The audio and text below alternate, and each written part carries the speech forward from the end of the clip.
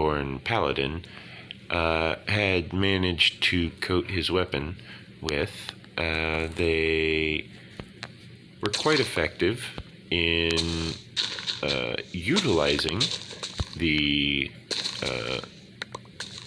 nerve toxin, because they continued to successfully drop multiple opponents down to 0 HP, which activated the effects of poison, which states that if a person is brought to 0 HP by the effects of this poison damage, the phase spider venom causes the person to stabilize instead of beginning dying. So they are stable, however, they are unconscious and paralyzed in the process. They are paralyzed for 1 hour, therefore the party actually manages to get the effects of a short rest before they continue their interrogation of these surviving drow.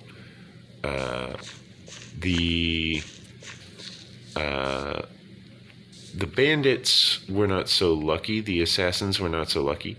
One of the bandits is currently getting feasted upon by a young blue dragon wormling, which was rather hungry as it had not yet eaten for the day. Dark Chaos, the Dragonborn, had not yet fed them. He was supposed to provide a meal for them, and he had failed on this, but he was busy working on his giant wolf spider's armor, which is being made from the chitinous hide of a phase spider. The phase spider armor is considered for the giant wolf spider to be basically full plate mail. It is, in all essences, fully covering the vital spots of the spider, making sure to provide ample protection for any possible wounding strikes.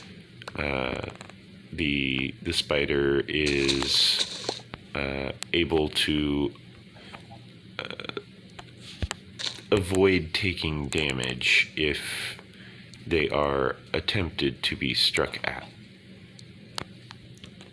because of the fact that the hide is specifically of a better quality than their own. Therefore, in addition to the fact that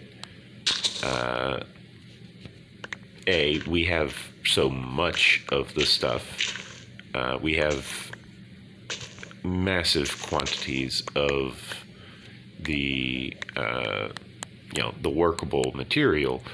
We just need to break it in certain locations in order to craft it and shape it into various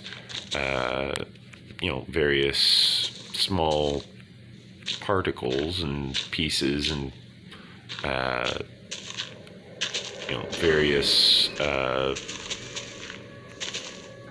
various segments of the bone armor.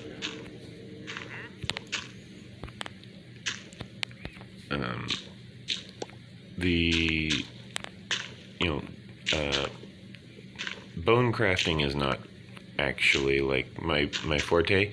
It is the character's forte. It's their their crafting skill of choice is bone crafting, but I am not a bone crafting expert myself. Therefore, my descriptions are a bit vague at times as far as the crafting of bones into various objects. I am aware that it is a very popular medieval profession. I am aware that it is in some places, a very widely utilized religious practice to have bone crafting performed. However, I am not actually familiar with the methods themselves and whatnot, and that is where the fault actually lies, is I'm just not familiar with the process. I am aware that it's a popular process from the olden days of medieval times. I just am not familiar with it. That's all.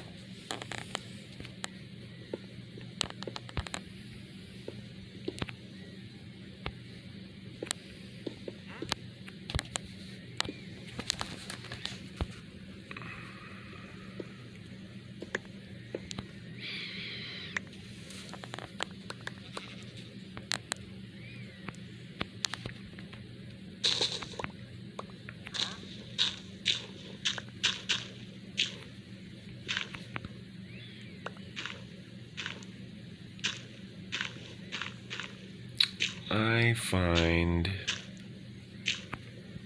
that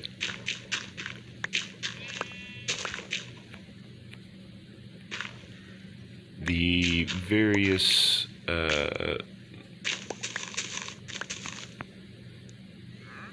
the various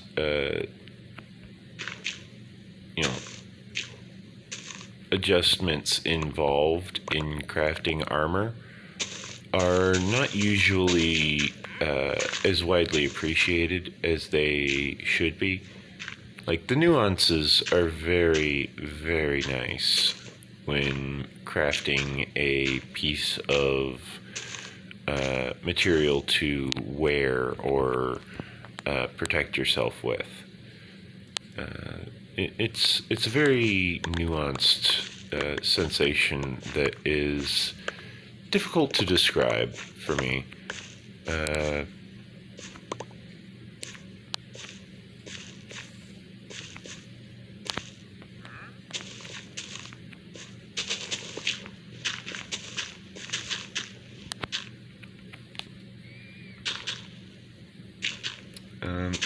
But the players managed to find amongst the drow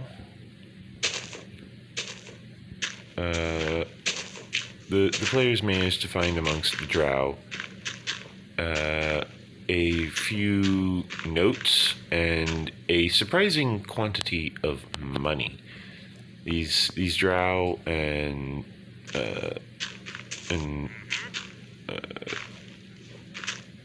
I believe the exact character stats used were master thieves, I believe.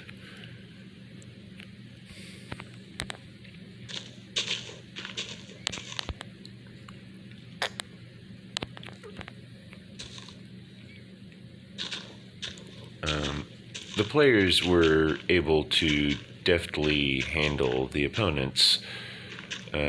That wasn't really much of an issue.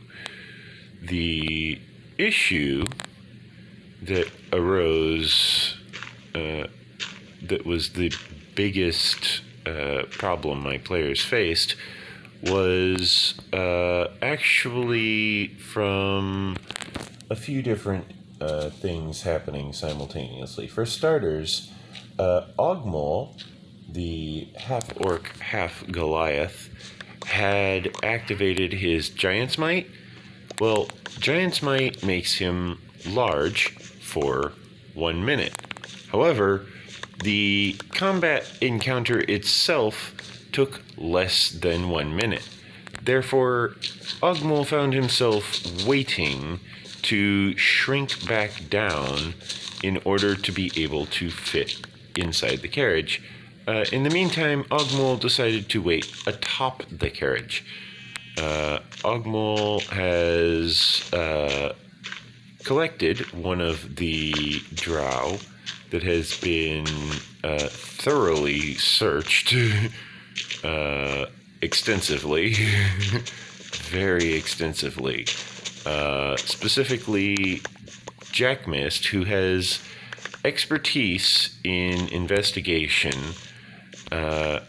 giving them a plus 14 as they have a plus 6 in their intelligence from the 22 intelligence that they have.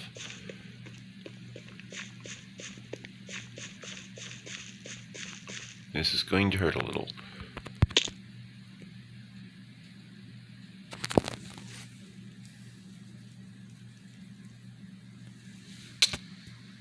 Ow.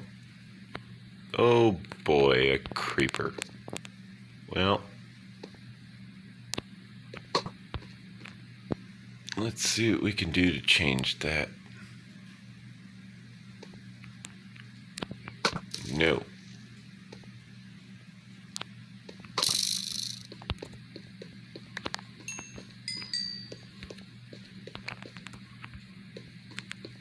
Okay. Now, let's gather up this debris which fell off the side.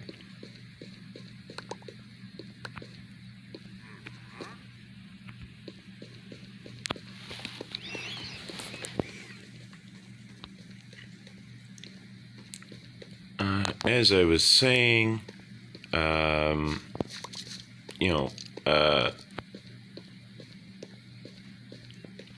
let's see. There is, yes, Ogmul is currently waiting for his size to shrink because there is no way to actually, force his ability to end. It does not list any method for him to prematurely stop his ability. It's just something that is so ingrained into his race that it just continues for that length of time. By that standard, that also means that there's nothing I can do to possibly stop him from utilizing his ability, even if he is unconscious or if he is doing something crazy or stupid or dangerous. I can't stop him because it's his ability, He just, it just says he gets this effect, and there's not really much I can do about it,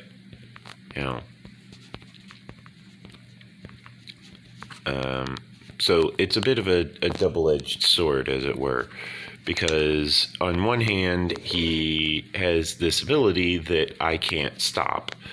No matter what I try and do, I can't stop his ability. I just have to let him have it. There's no arguing about it, but at the same time, like, there is situations that he can find himself in where he might not enjoy being that size as well. So he has to balance whether he wants to, be that size, or if he would maybe prefer not being that size. And he has to figure that out on his own as well, because, I can't exactly predict what his character is going to like or not like. It might be something that he decides is his character's preference. it might be something that his character just decides on their own as their preference, which would technically be just the dice deciding that, despite the fact that we wanted to try and roll it and all that, the dice just decide no. And it's like, okay, well, I suppose not. And, through that process, we find out basically how these various characters are reacting to all of these situations in Dungeons and Dragons. And that's basically just how Dungeons and Dragons works in general.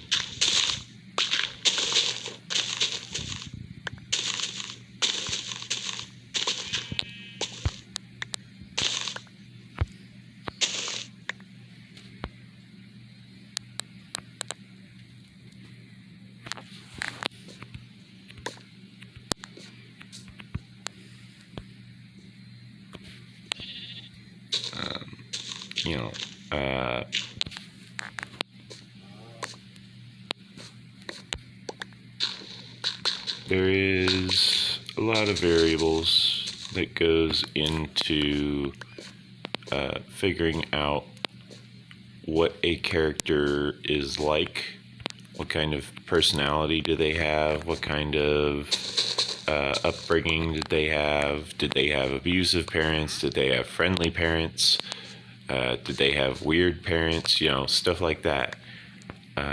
Just figuring out that stuff has a lot of variance, a lot of randomness, because sometimes you just end up with unexpected results, and there's really nothing you can do if it's not expected, other than just kind of explore how that result ended up being true, and finding the cause, and exploring why is basically the gist of the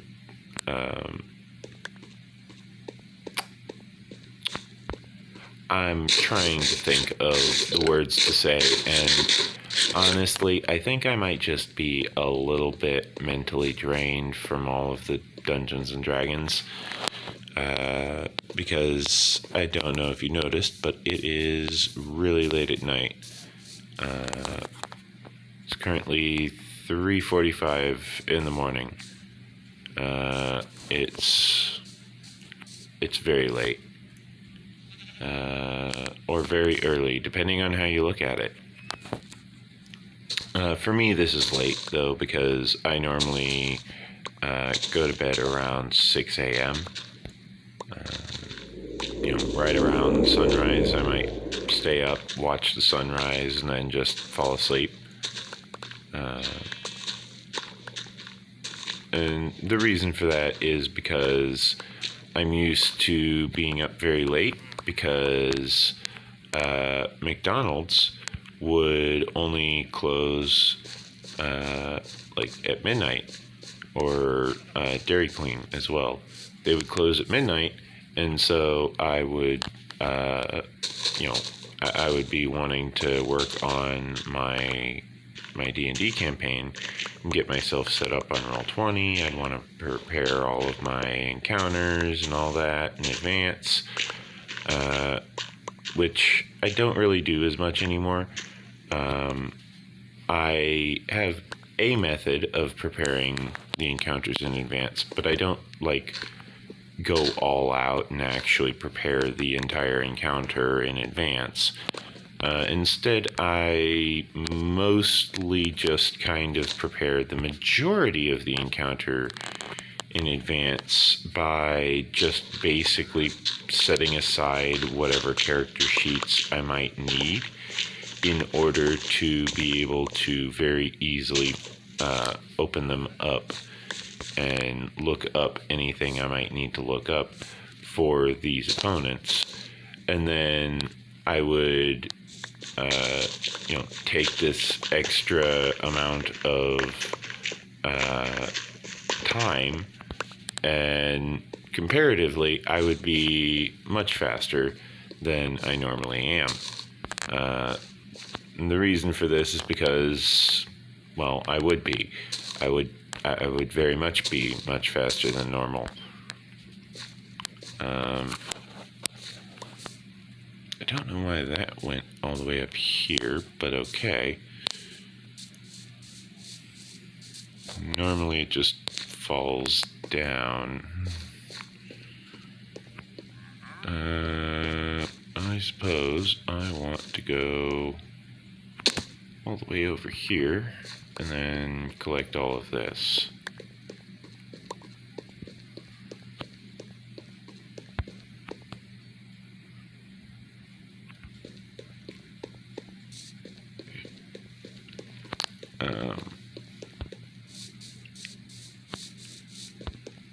Yeah, the players are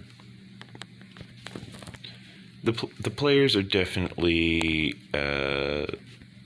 struggling to find themselves in a more stable situation that is not as chaotic as they have been experiencing. They're not doing a very good job of getting to that point. And that's primarily because, just my device absolutely takes forever to do anything. It's just so slow. And like I mentioned, my friend wants to send me a new laptop because he has one that he can spare, and he just wants me to have something better. And if he comes through with this laptop, I would be very well equipped for streaming content such as Space Engineers and Final Fantasy XI, and I would love to add that kind of content to my channel, especially Final Fantasy XI.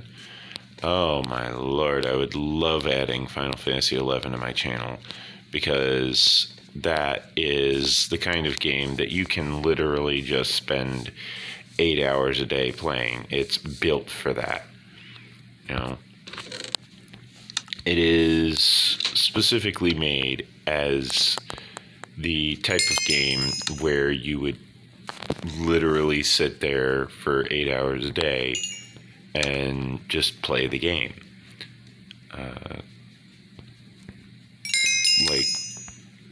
There's no reason to not play the game if it's built for that, and to play it as an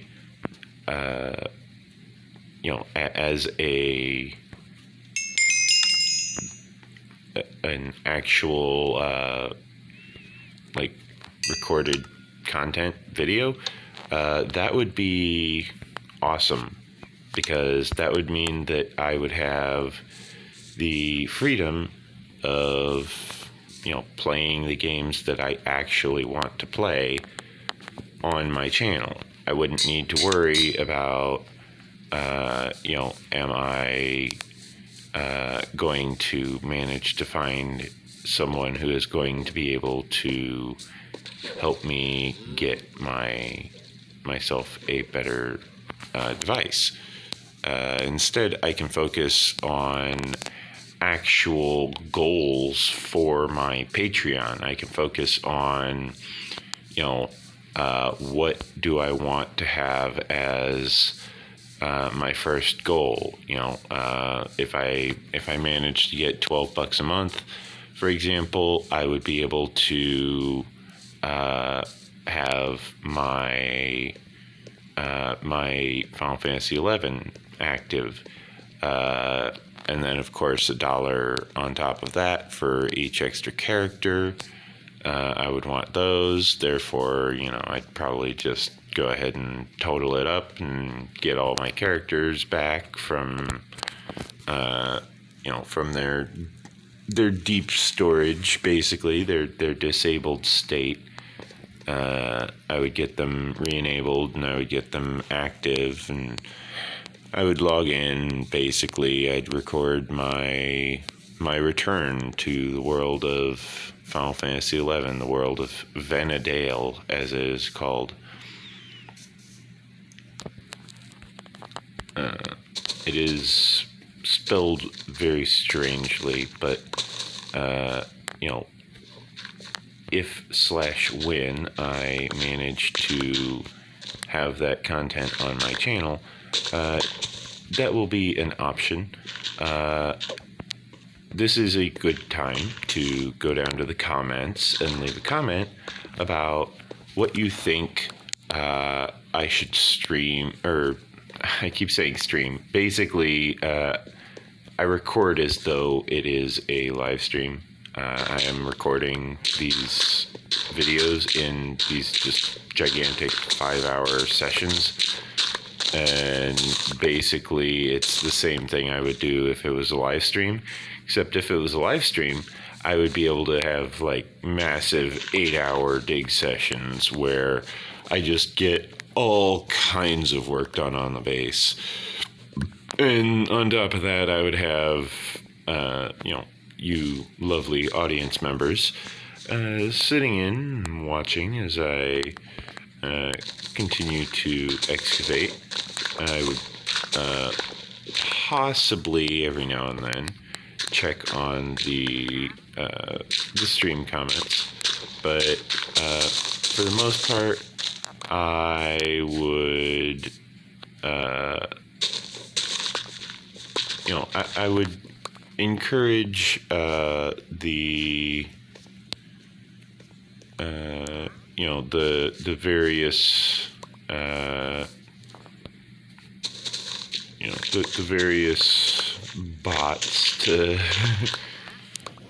to stay away, obviously, because we are the type that will ban and blacklist and mute, and we do hold inappropriate comments for review on this channel. Therefore, I think there is an option for that for just the regular chat, but this is a good option, a good chance to go down into the comments, leave a comment on the type of content that you might want to see on the channel, added to the channel. I understand Minecraft is obviously all lovely and wonderful and all that, but Minecraft only does so much for me. I need something with a little bit more action in it, a little bit more plot, just a little bit less free roam, I don't have Grand Theft Auto 5 or anything like that, but I have, for example, I have Bloons Monkey City installed on my phone. I additionally have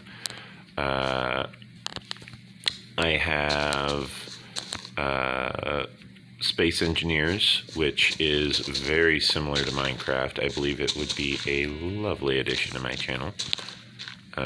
Probably very well welcomed addition, because basically nobody likes to do anything with the with the scripting language in Space Engineers. I find that I have the ability to basically disassemble the scripting language and reverse engineer what the script's doing because I can find those specific key words that are able to interact with the Space Engineer's API or allowed programming interface, basically, because they whitelist the available commands. Because they want to keep the game secure. It's written in C#, which is not exactly known to be a very secure language. However, you don't have to install it on your device in order for you to play the game. Therefore, that does make it a little bit more secure than Java. B, you are protected by the fact that it is a whitelisted command list, meaning if the command does not operate within the boundaries of their commands, the command is rejected and is instead read as just plain text. If the command is even read at all.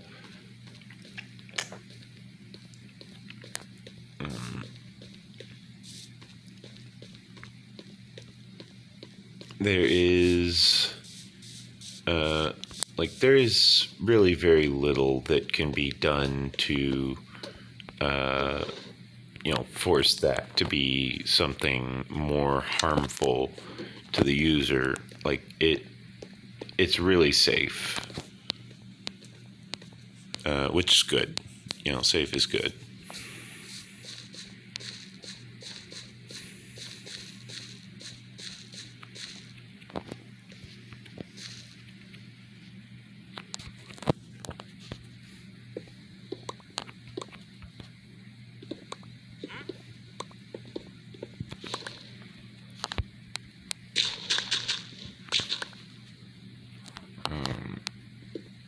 So yeah. Anyways, I keep getting entirely distracted. I blame mental fatigue. Just general mental fatigue. Nothing specific. It's just been a long day. I had to, run the math for experience because, they technically did kill some things in this encounter. Therefore, I had to calculate how much experience everyone had, and then right after we got done calculating how much experience everyone had and updating all of their character sheets, what's the first thing someone does? Well, the Pink, as I have been calling them, because it helps me differentiate Pink from Mickey, because otherwise I sometimes call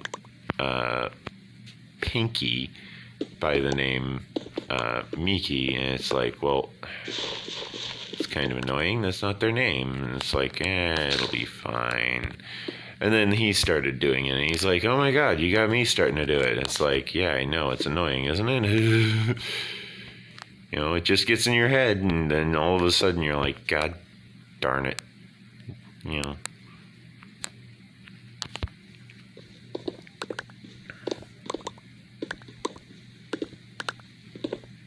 But, you're sitting there trying to do things, and I get distracted. Let's see. Ogmal was cleaning up the remaining bandits with Lillian, the remaining invaders. Pinky had managed to find themselves with a master thief trapped inside the carriage, because the Master Thief had been interrupted in the middle of performing their sleight of hand to attempt to pick the lock of the carriage, which was a DC 25, because Jack Mist, when he purchased the carriage, had acquired a very potent lock, as at the time he was traveling with the rogue known as Silver. And Silver is an assassin archetype rogue. Therefore, Silver is the type that has people who come looking for him in the middle of the night and wondering where the hell to find him. And if they don't get answers, they'll start breaking people's bones. And it's like, oh, well, if that's the type of people that come looking for him, I probably want to have some really good locks on this thing, because something tells me they're the type of people who will either break the lock or they will try and pick the lock. And if they pick the lock, I want them to have a really difficult time. And if they break the lock, I want them to have a really difficult time. Either way, I want them to have a difficult time, because, you know, they're breaking my stuff. Therefore, obviously, I want them to have a difficult time. But you know, they finally managed to pick the lock, and because Ogmul had interrupted them shortly after activating his Giant's Might, which forces Ogmul to become a large creature, making him 10 cubic feet in size, approximately. Ogmul then watched this person slip inside the carriage and proceed to close the door on the drow woman outside the carriage, which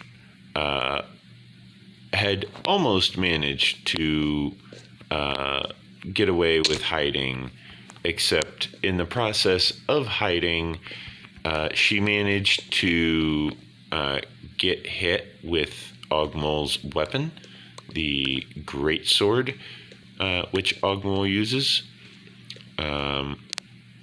While Ogmul was large, which means she took a lot of damage. In the process, they found themselves, they found themselves quite exposed all of a sudden, and now locked out of the safety which was the carriage. And therefore, they were quickly disposed of. They did not put up much of a fight beyond that point, because they couldn't. They just didn't have the damage potential, the damage output that they needed in order to actually mount any form of valid resistance. They just didn't have anything to really bring to the table as far as battle goes. They tried to surrender. One of them tried to surrender. However, unfortunately, they were shouting in an Elvish tongue at a group of people who did not speak any Elvish. The Master Thieves did speak Elvish. However, the Master Thieves were not the ones they were shouting at. Therefore, the drow found themselves unconscious and at the whims of their captors. The spider is slowly getting a lovely drink from one of its victims. That is the giant wolf spider specifically. the dragons, one of the dragons is eating a person alive. Another dragon is specifically eating the corpse of a person. They're eating a dead person. Hi, creeper. Bye, creeper.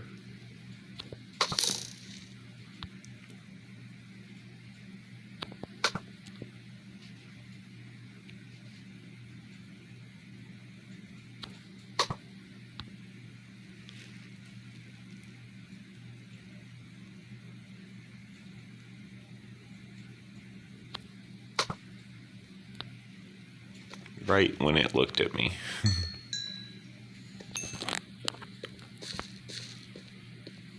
Okay. Yeah.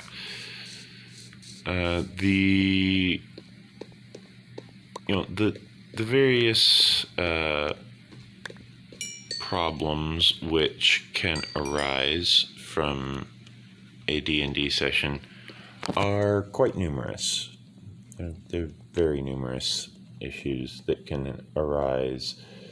For starters, you can sometimes find yourself wanting to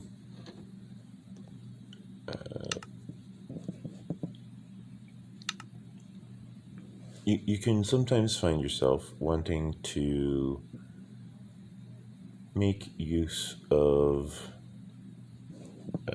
certain abilities that normally would not go together.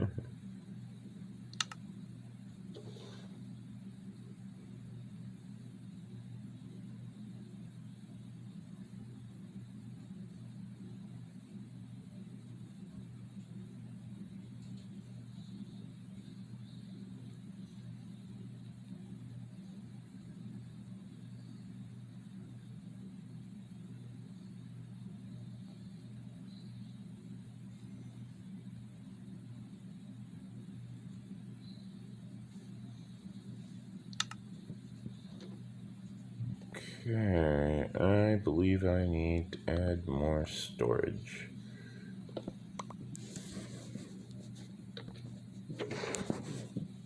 Store lots more things in storage.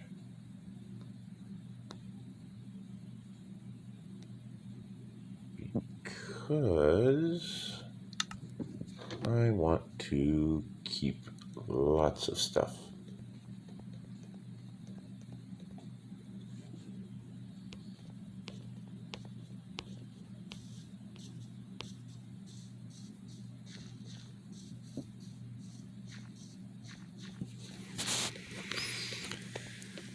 Okay. Yeah. Jack Mist managed to find a note on one of the drow, as well as a bunch of money.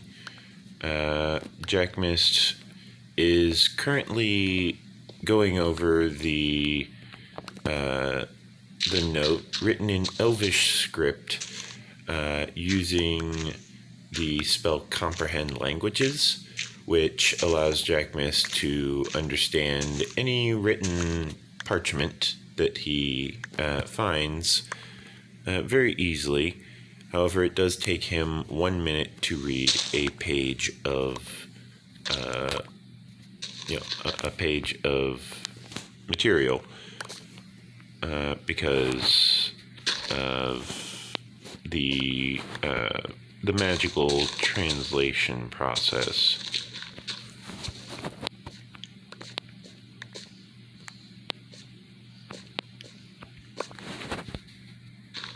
It's not an instant thing.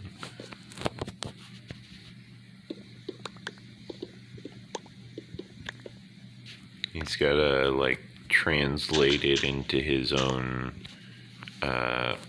into his arcane language, and then translate it from the arcane language into something a little bit easier to understand. And he gets the basic general meaning of what's written. No matter what language it is, he can basically figure out what kind of tone was given when it was written, and view a few other things, but it's mostly just the basics of conversation that he can figure out. Do they seem angry in the letter? Do they seem, happy in the letter? Stuff like that. They can figure out the basics. For the more advanced stuff, you'd want someone who specializes in, cryptography and stuff like that. But as far as just understanding it, yeah, he can understand it. There's a lot of stuff I want to say about the campaign. However, there is a good chance that, I probably won't get to have a session where the players have, finished dealing with this specific section before I get to the point where they will have the opportunity to watch this video, and they've kind of started maybe showing a little interest in watching the videos, so I kind of have to be a little bit more careful with the spoilers. But, the bandits that were attacking were sent by Bulb, not the carriage driver Bulb, but his brothers Bob, and Bulb, because they went and basically talked to each other, and they were like, oh, well, yeah, like, we can totally get this handled. This is no problem,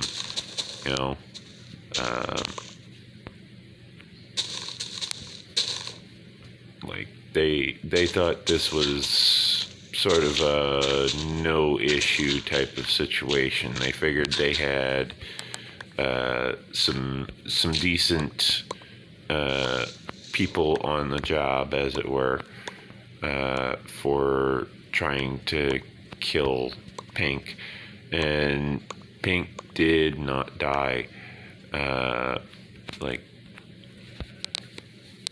It's just that simple.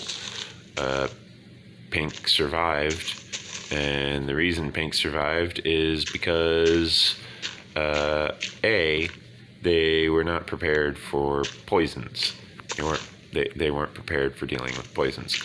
B, they weren't prepared for dealing with a Dragonborn being paired up with the caravan guard that they were after specifically, which was specifically the ones that were with the pink oozkin.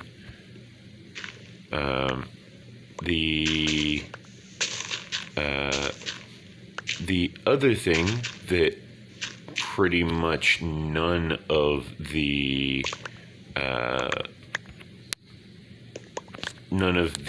hired help could have prepared for is the fact that there is 2 young blue dragon wormlings with the party, and the blue dragon wormlings currently view the party as though they were minions. And when I say minions, I mean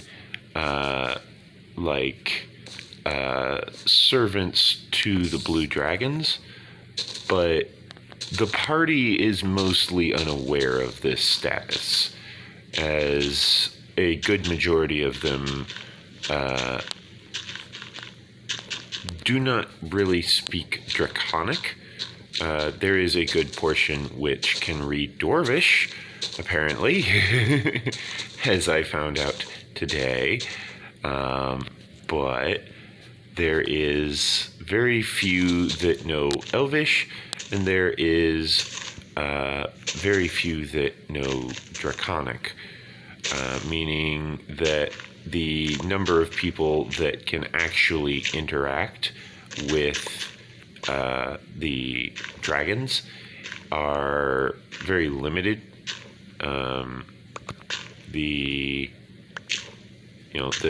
amount of interactions which they are capable of is limited mostly by the fact that the dragons just don't speak any other languages. Therefore, the amount of chaos that can ensue from having these dragons in the party is very limited at the moment. And that is specifically only limited because of the fact that nobody can actually interact with them.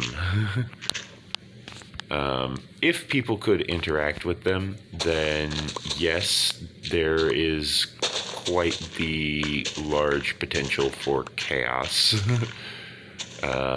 But seeing as that is not an option, I believe things are decently safe.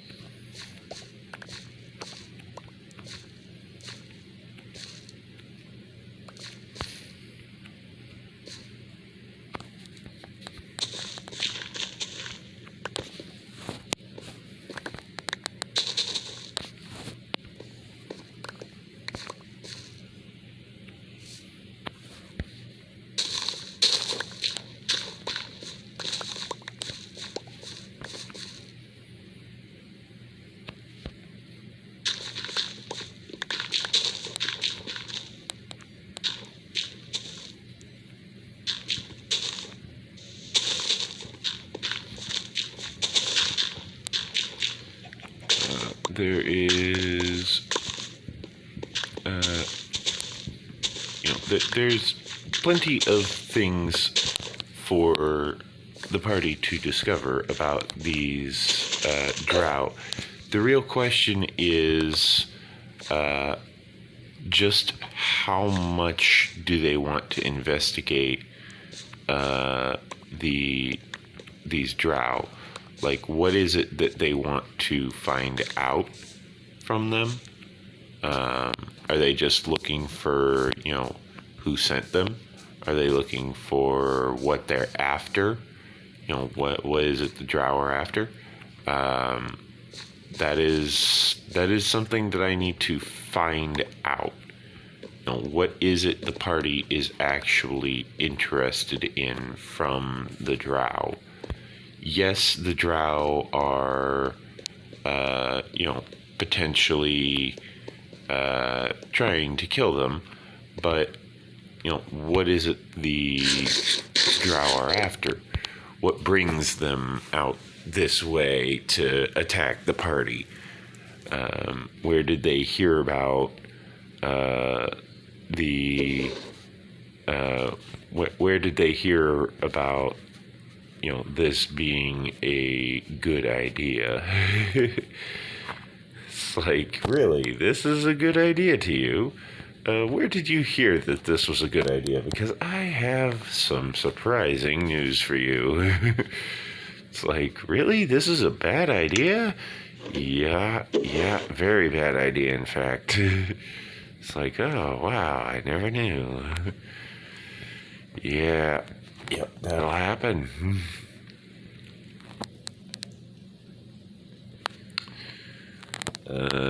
Therefore, I want to make use of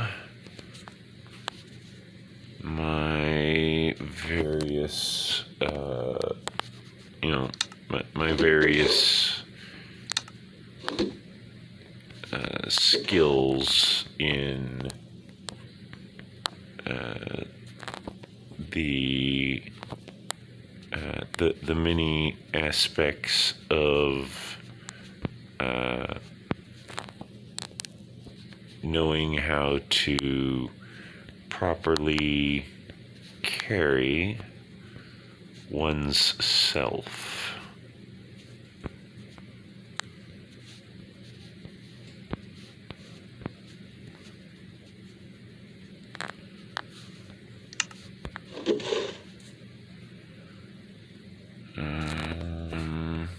Two more grass, please. And away we go. On our way back to the base with an inventory full of material in order to drop off said material at the various appropriate storages. Oh, such a cute little horsey.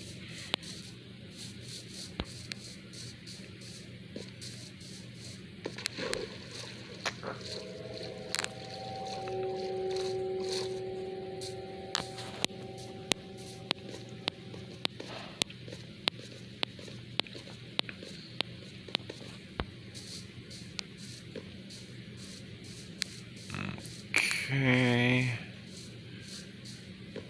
I believe up first we've got all the way over here, and then through here, and down here. We've got all of this material down here stored in these barrels.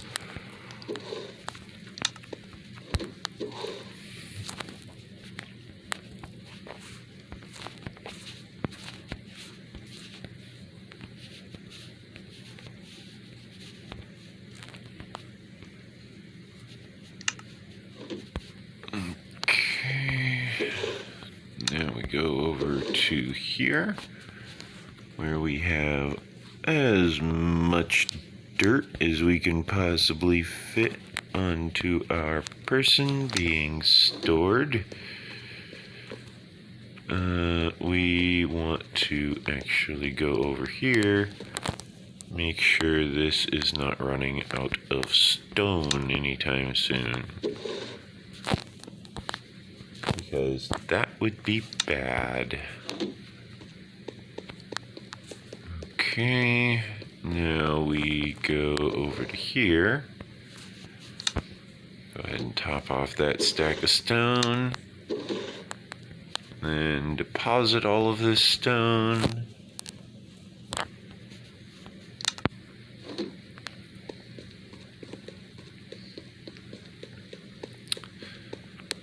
Now we want to flip this switch because we need another couple of shovels.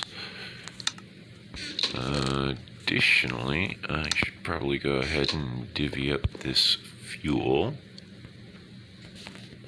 You get 9, and you get 9. Now I want to make a bunch of shovels.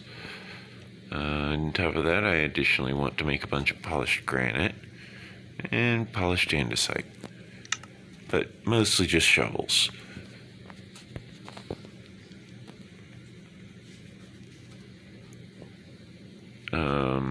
Oh, well, I managed to run out of sticks. That's fine, I've got more.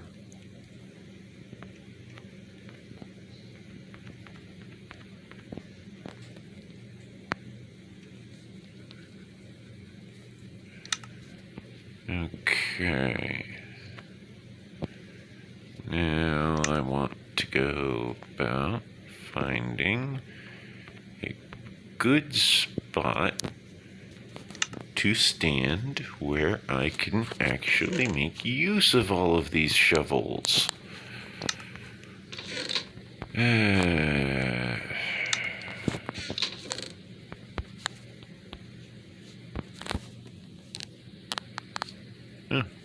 handy. Okay. Now, I want to withdraw this. Then I want to grab my lapis.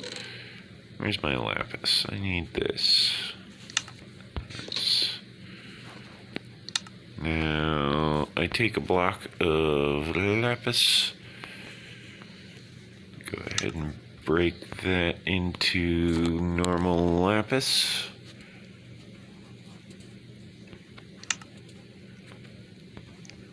Got silk touch. That one's got fortune, but it's got all the other good stuff in lovely amounts. We need more levels. Oh wait, levels might not have been the issue. I think I just needed to use more lapis. Oh well.